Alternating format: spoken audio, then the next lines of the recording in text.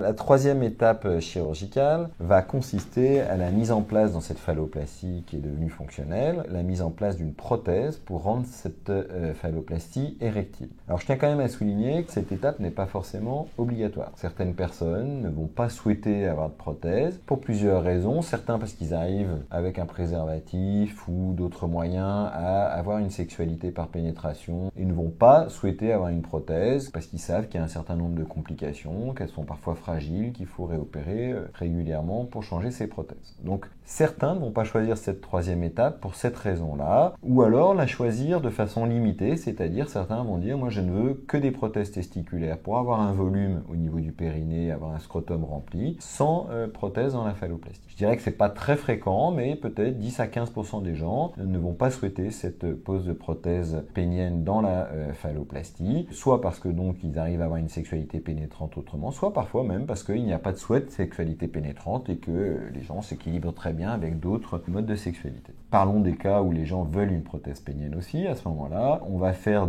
une ouverture à l'intérieur de la cuisse, entre la cuisse et le scrotum. On va refaire une petite ouverture et on va séparer les tissus de façon à bien exposer le pubis sur lequel on va venir fixer notre prothèse. Avant de faire cela, on va donc faire cette incision, exposer notre pubis, créer un espace au niveau du scrotum. On va repasser avec les doigts et des ciseaux pour créer un petit espace pour mettre la pompe de cette prothèse, si c'est une prothèse gonflable. Et puis on va créer un espace à côté de la vessie sur lequel on mettra un réservoir, si c'est une prothèse gonflable. On va créer un espace à l'intérieur de la phalloplastie avec des dilatateurs. On va passer des bougies de toutes petites au début et de plus en plus grosses pour créer un espace à l'intérieur de la phalloplastie. Et on glissera donc dans cet espace le ou les cylindres selon le type de prothèse qu'on choisira, qui vont permettre de rigidifier la phalloplastie. Une fois qu'on a fait cette préparation lors de l'intervention, on va insérer la prothèse, donc on va insérer le cylindre ou les cylindres dans la phalloplastie. On va fixer ces cylindres ou le cylindre avec une plaque sur le pubis. On va mettre le réservoir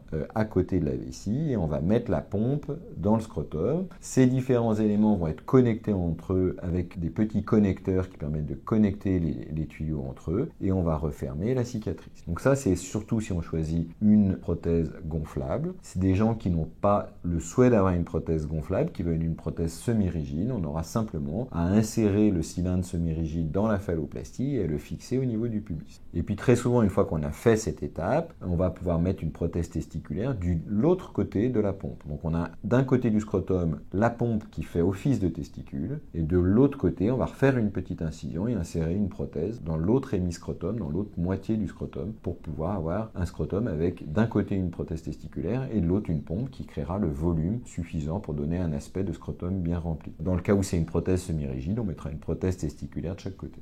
Après, on va faire la suture, on va laisser la prothèse semi-gonflée, ou au moins à 60%. On va laisser la personne rentrer le lendemain de l'opération, et on le reverra 6 semaines après pour activer la prothèse et lui montrer comment fonctionne la prothèse. On ne l'active pas tout de suite, d'une part parce que ça serait trop douloureux, et d'autre part parce qu'on veut laisser les tissus cicatriser, la prothèse bien se fixer avant activation. Et donc on verra le patient 6 semaines plus tard pour l'activation, en sachant qu'on le préviendra bien de surveiller de façon très attentive qu'il n'y ait pas de température, qu'il n'y ait pas de rougeur, de chaleur, une augmentation de volume local qui pourrait témoigner d'une infection de prothèse et qui nécessite un retour en urgence. Mais on en reparlera plus longuement. Nous nous retrouvons dans une semaine pour parler des complications avec Fabien.